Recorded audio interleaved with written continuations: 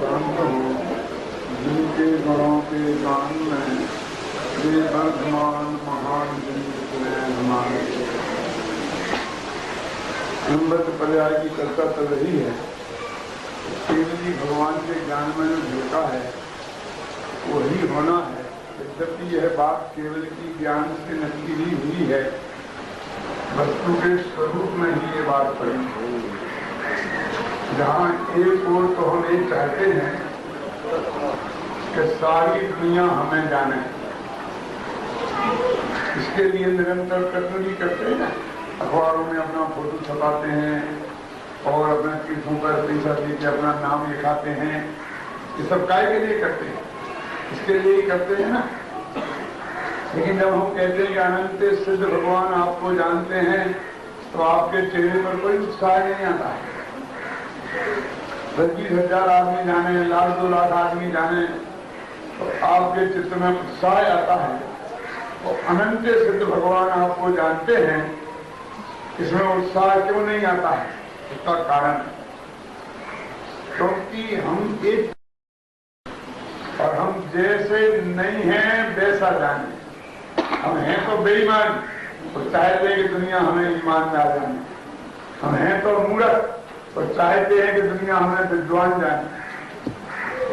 इसी के निरंतर हम प्रयास करते रहते हैं। कोशिश तो हम करते हैं जगत को लूटने की, और दुनिया ये जाने कि हम जगत को सब लुटाना चाहते हैं। लेकिन जब हम ये कहते हैं कि तुम्हें सर्वज्ञ भगवान जानते हैं, तो घबराहट इसलिए होती है कि डर लगता है कि वे तो हमारा कच्चा पिस्ता जान लेंगे। हम जैसा चाहते हैं वैसा तो नहीं जानेंगे ना। लेकिन मैं ये कहता हूं कि चिंता करने की कोई बात नहीं है। जान लेंगे तो जान लेंगे, लेकिन किसी से कहेंगे नहीं। तुम्हें कोई खतरा नहीं है। वो तो जैसा तुम्हारा परिणाम तुम्हारे कारण होना है वैसा ही जानते हैं। यहाँ तो सिर्फ इतनी बात है कि अनंत भविष्य उनके ज्ञान में झलका है। वो इस बात का सबूत है कि अनंत भविष्य सुनिश्चित है। देखो तो अपनी बात चल रही थी कि परब्रह्म का कर्ता तो आत्मा है ही नहीं। अपनी पर्यायों में भी का कर्ता तो है, पर उसका भी फेर फाड़ करता नहीं है। जब ये बात कहते हैं तो बहुत से लोग कहते हैं कि ठीक है, अपने उपयोग को ऐसा ही छुट्टा छोड़ दें, अपने ज्ञान को उसे सारी दुनिया से हटाकर आत्मा में नहीं लगाएं, आत्मा का ध्यान भी नहीं करें। आप ही लोग तो उपदेश देते हो कि सारे जगत से उपयोग को हटाकर अपने आत्मा पर लगाओ। लेकिन भाई एक क्रमबद्ध पर्याय का सिद्धांत एक कहता है कि किस ज्ञान की पर्याय का परिणमन का कौन सा पदार्थ गेय बनेगा, ये भी पहले से ही सुनिश्चित है। आपको ये भी नहीं करना है कि जगत पे भी ध्यान हटाकर अपने आत्मा पर लगाना। ये बहुत अटपटी बात है। परीक्षा मुख सूत्र नामक एक ग्रंथ है जैनियों का, जो सिद्धांत ग्रंथों में तत्वार्थ सूत्र का महत्व है, वही महत्व जैन के न्याय ग्रंथों में परीक्षा मुख सूत्र का है। जैसे तत्वार्थ सूत्र पर सर्वार्थ सिद्धि, राजवार्तिक, श्लोक वार्तिक अनेक टीकाएं लिखी गई, ऐसे ही परीक्षा मुख सूत्र पर भी प्रमेय रत्नमाला, प्रलय कमल मार्तंड आदि टीकाएं लिखी गई। आपको उसकी महिमा ऐसे आएगी कि न्याय प्रथमा में परीक्षा मुख पढ़ाया जाता है, न्याय मध्यमा में उसकी टीका प्रमेय रत्नमाला पढ़ाई जाती है, और न्याय तीर्थ में उसकी बड़ी टीका प्रमेय कमल मार्तंड पढ़ाया जाता है। और कोर्स बदलता रहता है, लेकिन एक इतना महत्वपूर्ण ग्रंथ है परीक्षा मुख सूत्र। उसमें एक प्रश्न खड़ा किया, और वो प्रश्न ये है कि हमारा ज्ञान किन पदार्थों को जाने, इसको नक्की कौन करे? तो हम तो यही कहेंगे कि हम जिसको जानना चाहें उसको जाने, हमारी इच्छा के ऊपर छोड़ दो। लेकिन इच्छा की क्या दुर्दशा है वो तो मैंने अभी आपको बताई। इच्छा पर तो छोड़ा नहीं जा सकता है, हमें है ना। तो क्या करें? तो बौद्धों का ये कहना है कि भाई जो पदार्थ सामने होगा उसे जान लेगा क्या, इसमें क्या दिक्कत है?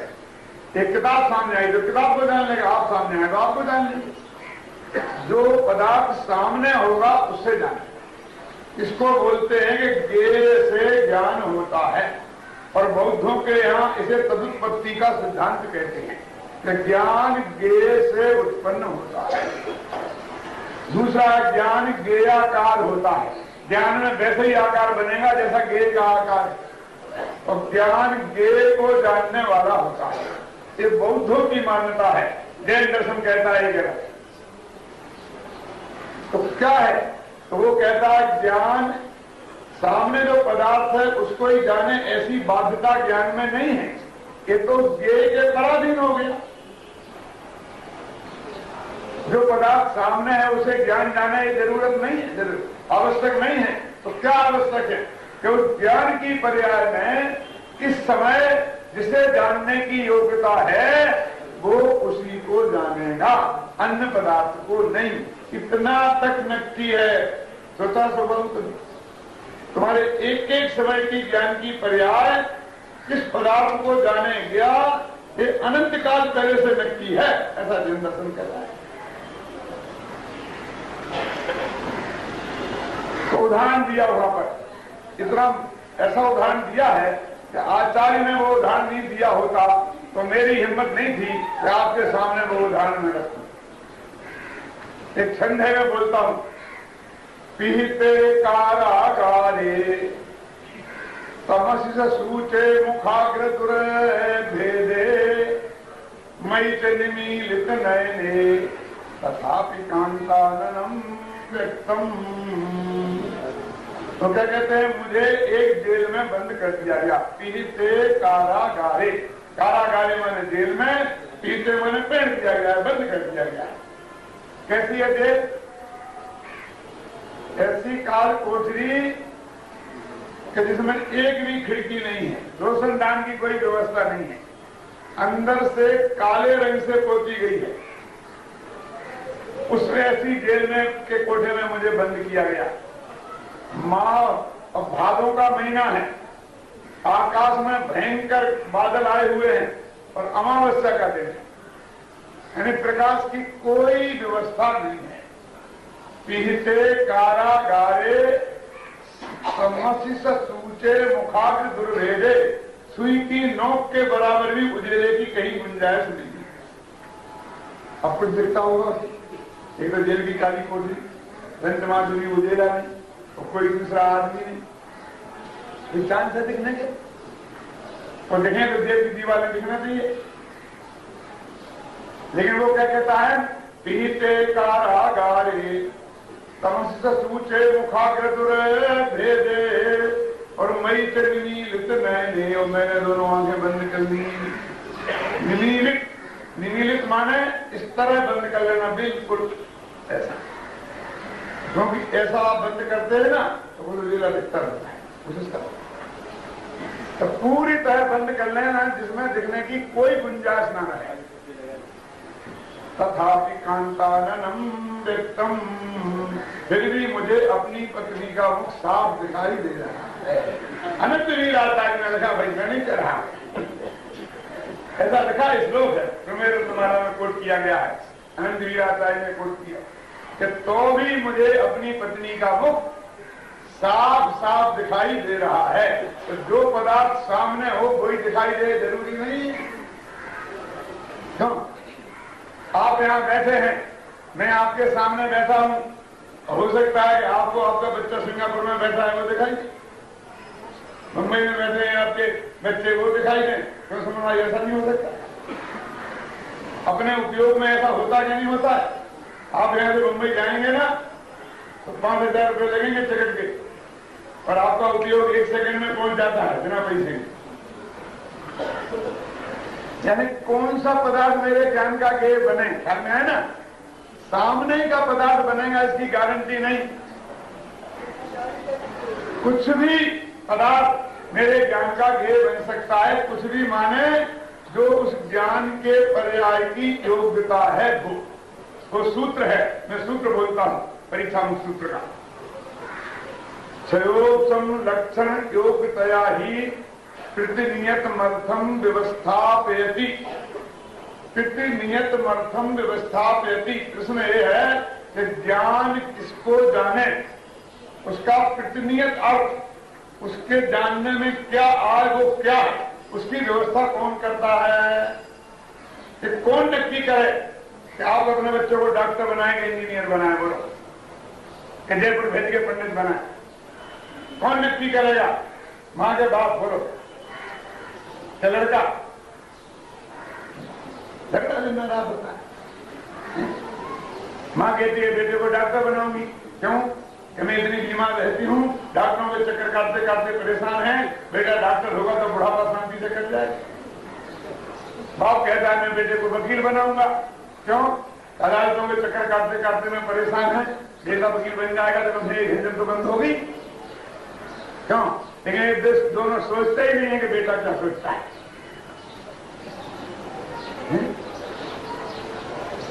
इतनी बात तो आज की दुनिया भी कहती है, मैं तो उसके आगे की बात कहते हैं कि जो बेटा चाहेगा वो बनेगा ना, कि माँ बाप चाहेंगे वो बनेगा। ये कहते बेटा चाहेगा वो भी नहीं बनेगा, जो केवली के भगवान के ज्ञान में अनंत काल पहले जाना गया है कि उसे क्या बनना है वो ही बनेगा।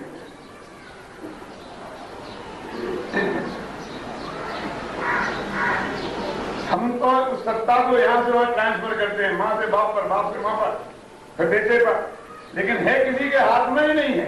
तुम्हें जितना लड़ना हो लड़ते रहो, सूतना कपास जुलाओं से रथारथी, बस ऐसी बात है।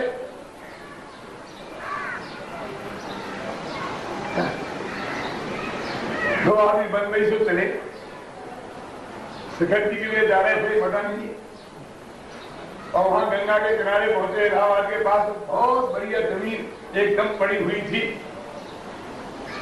देख के एक आदमी आया कि ये मेरे को मिल जाए ये जमीन तो मैं आज बहुत बढ़िया बगीचा लगाऊं, बगल में पानी की धारा बह रही है, पानी की कोई कमी नहीं है, ऐसा बगीचा लगाऊंगा, सारी दुनिया देखने आए। दूसरा व्यक्ति बोला उसके भैंसों के तबेले से, बोलो ये जमीन मेरे को मिल जाए तो मैं बहुत बड़ा तबेला भैंसों का मैं खोलूं, दिन भर भैंसे चले जंगल में, आराम से पानी में डूबी रहे, पड़ी रहे। तो पहला बोला अच्छा मेरे बगीचे में भैंसे चलाएगा, समझ ले मेरे से बुरा कोई नहीं होगा, तो तू कौन होता मैं तो चलाऊंगा। हमारा पीठ शुरू हो गई, मेरे जैसा कोई व्यक्ति पहुंचा, भाई क्यों लड़ते हो, ये नालायक मेरे बगीचे में भैंसे चलाएगा, कैसा मैं तो चलाऊंगा। कहाँ है बगीचा, कहाँ है भैंसे, ये जमीन हमें मिल जाए तो मुफ्त की लड़ाई है, तेरे हाथ में हो तो सब सवाल है ना कि माँ की चले के बाप की चले के बेटे की चले। ये तो कहते हैं अनंत काल पहले से ही सुनिश्चित है, एक एक समय का, एक एक मिनट का कहा है ना कि किस समय आपके ज्ञान का ये क्या बनेगा, इसकी व्यवस्था कौन करता है। तो माणिक नंदी आचार्य कहते हैं क्षयोपम लक्षण योग्यतया, केवली भगवान का ज्ञान होता है छायक, तो उसमें तो सारी दुनिया एक साथ जानने में आती है, इसलिए वहां तो एक प्रॉब्लम ही खड़ी नहीं होती है। क्या कौन सी प्रॉब्लम खड़ी नहीं होती कि किसको जाने और किसको नहीं जाने। लेकिन जिनका ज्ञान क्षयोपम होता है हमारे तुम्हारे जैसों का, तो वो बहुत कम को जान सकते हैं, दुनिया बहुत बड़ी है। तो यहां समस्या खड़ी होती है कि किसको जाने और किसको नहीं जाने। तो वो ये कहते हैं कि तुम्हें एक माथे पर चिंता रखने की जरूरत नहीं है, क्योंकि प्रति समय ज्ञान की पर्याय में ऐसी योग्यता है कि वो जाने, इतनी ही नहीं किसको जाने ऐसी योग्यता उसमें नक्की है। तुम फिक्र मत करो, तो जिसको जानने की उसकी योग्यता होगी उसको ही जानेगी। तो इस उपदेश का क्या मतलब रहेगा? कौन से उपदेश का? कि अपने उपयोग को दुनिया भर से हटा के अपने आत्मा पर लगाओ। बोलो, पर को जानना पाप है और स्व को जानना धर्म है, कहां है? उस एक समय ज्ञान की पर्याय की योग्यता इसको जाने नक्की है थपक श्रेणी में। क्या? क्योंकि आप समझिए जैन दर्शन की आजादी एक एक पर्याय आजाद है। यदि आप नक्की करें, हम दूसरा नक्की करें तो बहुत दूर की बात है। माँ बाप नक्की करें कि हम क्या पढ़ें, इतनी पराधीनता तो है ही नहीं। लेकिन आपको भी ये चिंता करने की जरूरत नहीं है, माथे पर 3 साल लाने की जरूरत नहीं है कि मुझे सोचना पड़ेगा क्या पढ़ूं क्या नहीं पढ़ूं। कुछ सोचने खोजने की जरूरत नहीं है, अपने माथे पर कोई भार रखने की जरूरत नहीं है। वो जो ज्ञान की पर्याय आई है वो अपना गे नक्की करके आई। ऐसे केवल जैन धर्म की बात नहीं है, हर धर्म में ऐसी बात है। दाने दाने पे लिखा है खाने वाले का नाम। बोलो क्या है इसका? क्या है इसका अर्थ बताओ मुझे। कि दाने दाने पे लिखा है खाने वाले का नाम। एक एक दाने गेहूं के दाना जो आपके पेट में जाना है उस पर नोंद है, नक्की है, क्लियर, वही जाएगा पेट में और दूसरा बगल से निकल के नीचे गिर जाएगा। इतना सबका इकट्ठा भोजन बना 1000 आदमी का और सब अपने भोजन जीवने, तो कौन सा लड्डू कौन खाएगा? पैसे पैसे बोलो ले सब जो आ जाए जो वो नहीं, वो एक एक लड्डू पर लिखा है कि इसे राजेंद्र भाई खाएंगे, इसे हंसल भाई खाएंगे। अभी आपको स्वीकार हो नहीं हो बाद में देखी जाएगी। पहले समझ तो लो कि जैन धर्म की क्रमबद्ध पर्याय का अर्थ क्या है। इसलिए मैंने कहा कि ना मेरी तरफ से जो प्रतिपादन हो रहा है फाइनल है, अब बाद में आपके प्रश्नों का जवाब समझ। इतना तक नक्की है, एक एक मिनट आपके ज्ञान का ये क्या बनेगा। यदि आपको बहुत ही ये था ना कि हमारी इच्छा के अनुसार काम होना चाहिए, तो आपको यही थी कि बरसात आ जाए भयंकर, लोग देते सब भगवान को याद करते, बुलाते सिद्ध भगवान को, हम तुम्हारी 8 दिन से पूजा कर रहे हैं, भगवान तो इतना ही नहीं कर सकता है। उस वक्त आपके ज्ञान का गे में वो बरसात बनने की योग्यता थी। बरसात आपके ज्ञान का गे बने और मैं जो प्रतिपादन कर रहा हूं वो ज्ञान का गे बने, ऐसी योग्यता नहीं थी, इसलिए ऐसा। और ये बात मैं आपसे पूछता हूं, भगवान महावीर के समरण में पूछा जाता क्यों, तो वो बता सकते थे कि नहीं बता सकते थे इस वक्त बीच में क्या होगा कैसे। मैं जो एक एक शब्द बोल रहा हूं ना, ये बहुत पहले से नक्की है। जो सब पहले से नक्की होता है, व्यवस्थित होता है, वो काम अच्छा होता है। अभी कुछ नक्की नहीं है, ये होता है वो अच्छा होता है। हमको अव्यवस्थित काम पसंद आता है क्योंकि उसमें कुछ करने की गुंजाइश होती है, और जो व्यवस्थित काम है उसमें हमको लगता है हमारे लिए कुछ नहीं बचा, हम बेकार हो जाएंगे। सबका यही प्रश्न आने वाला है कि फिर हम क्या करें। हम कुछ नहीं करें, हम दुकान पे नहीं जाए, हम पढ़े लिखे नहीं, हम धंधा नहीं करें, देखिए क्यों रोटी नहीं बनाए, देखिए बच्चे तुम क्या खाते हो। ऐसे ही प्रश्न सबके हैं भाई। 2 बातें हैं, पहले तो ये नक्की करो कि वस्तु स्वरूप क्या है, हम पर क्या इफेक्ट पड़ेगा। यदि बीच में तुमने एक विकल्प खड़ा कर लिया तो सही बात का निर्णय नहीं कर पाओगे। सही बात का निर्णय करना है ना, तो पहले वस्तु की तरफ से देखो, अग्नि गर्म है कि ठंडी है। ये सारे विकल्प तोड़ के, तो उनके भी जवाब हैं जो आपके विकल्प हैं, लेकिन सवाल है पहले वो शर्त नहीं। यदि हमारी व्यवस्था हुए तो हम मानने को तैयार हैं, हमारे अधिकार हमारे पास रहे और जो हम कर रहे वो हम ही करें, और तुम बीच में टाइम नहीं अड़ाओ तो हम तुम्हारी बात मानने को तैयार है कि नहीं, ऐसी कोई शर्त नहीं मानी जाएगी।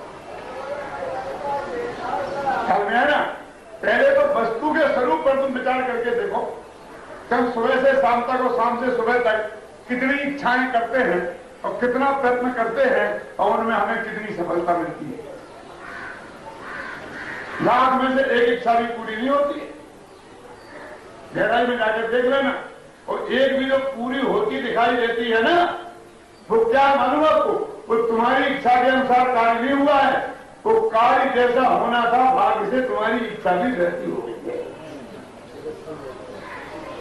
है। देखो फिर समझना मैं क्या कहना चाहता हूं कि सास के पुण्य का उदय कब कहलाए कि बहू जो चाहे वही सास चाहे, तो समझने सास का पुण्य का उदय। क्यों समझ में आया ना? बहू ने कहा कि अम्मा जी आज मैं तुम्हारे साथ में प्रवचन सुनने चलूंगी मंदिर में। कहा बेटा यही मैं चाहती थी, बहुत दिन से कहने की सोच रही थी, तूने कि बहुत बढ़िया सोचा। सास की खुश बहू की खुश। फिर बहू ने कहा हमने तो आज टिकट मंगा लिए हैं।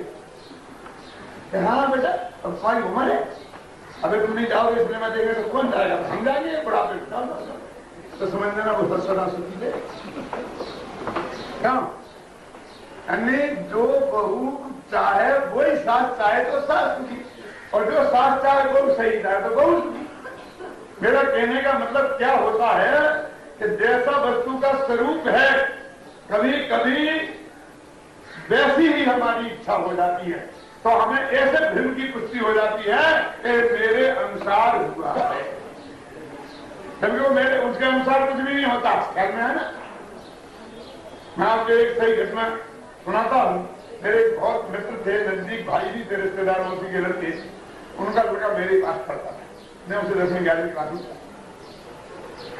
तो वो लड़के ने कहीं एक लड़की से प्रेम करता था, समझ आया ना। अब उसके पिताजी मेरे से कहेंगे मेरा लड़का ऐसा है बढ़िया, बिल्कुल मेरी आज्ञा में चलता है, ये चलता है, ये चलता है, ऐसा बहुत प्रशंसा करते थे। मैंने कहा हाँ भाई साहब ठीक है। तो उनने लड़के से प्रस्ताव किया कि तेरी हम सगाई कर रहे हैं फलां शेर की लड़की से। तो पिताजी आपकी कैसी आज्ञा? उसमें मैं क्या समझू? कहता बेटा तुम देख ले उस लड़की को। कि मुझे क्या देखना? तो ऐसा बोला, उनकी छाती फूट गई, सीधे खाना खाने नहीं गए, मेरे पास आए। देखा तुमने नहीं सुना? मैं लड़का कहता मुझे लड़की क्या देखना, मैं क्या देख सकता हूं? आप बुजुर्ग हैं, आप सब समझते हैं, समझ में आया ना? तो वो बहुत खुश, क्योंकि उस लड़के की भी इच्छा उसी लड़की से शादी करने की थी, उनका मेरे लड़ चल रहा था। वही प्रस्ताव बाप ने किया, हाँ संत बन गया। तो मामला नहीं पता, फिर चक्कर खराब हो गया। तो बाप ने कहा कि वहां नहीं करेंगे, अभी लोग दूसरी जगह तेरा संबंध विचार कर रहे हैं। नहीं मैं शादी करूंगा, नहीं बजा एकदम कर गए। पंडित जी वो तो सुनता ही नहीं है, तो उसने कभी नहीं सुनी है। उसके मन की तुमने कही थी तो सुनी थी। वस्तु स्वरूप के अनुकूल जब हमारा विकल्प होता है, उसका नाम है पुण्य का उदय। हम जैसा होना है वैसा सहज स्वीकार कर रहे हैं, तो समझ लेना हमारा पुण्य का उदय है। आपने कहा कि पंडित जी आज तो 3 टाइम बोलना पड़ेगा, बहुत लोग सुनना चाहते हैं। मेरा अच्छा है, यहाँ कलकत्ता आए हैं तो लोगों को बहुत लाभ होगा। बोलो बहुत अच्छा। फिर कहा वो तो प्रोग्राम फेल हो गया, मेरे थोड़े गले में दर्द नहीं था। ठीक है, होगा तो खुश, नहीं होगा तो खुश। समझ में आया ना? हर स्थिति में जो अपने को अनुकूलता का वेदन करे उसका नाम है पुण्य का उदय, और हर परिस्थिति में प्रतिकूलता का वेदन करे उसका नाम है पाप का। वस्तु के स्वरूप के अनुसार हमारी इच्छा हो, इसका नाम पुण्य का उदय है, ऐसा टोडरमल साहब ने लिखा है। तो इसलिए कहते हैं कि एक चीज मिटती है, समझे ना? तो अब कहते हैं कि ना तो हम परदिव के कर्ता भोक्ता हैं, ना हम अपने विकारी पर्याय के कर्ता भोक्ता हैं, ना हमारी ज्ञान की पर्याय किसको जाने, उसके ही हमारे हाथ में कुछ नहीं है। जो नक्की है वो ही होगा, और इसमें अनंत आजादी है, इसमें अनंत सुख है, इसमें अनंत शांति है। एक क्रमबद्ध पर्याय का सिद्धांत एक बार अंदर में बैठ जाए तो अलौकिक शांति भी अद्भुत रूप से होती है, और पारलौकिक शांति की प्राप्ति तो होती ही है।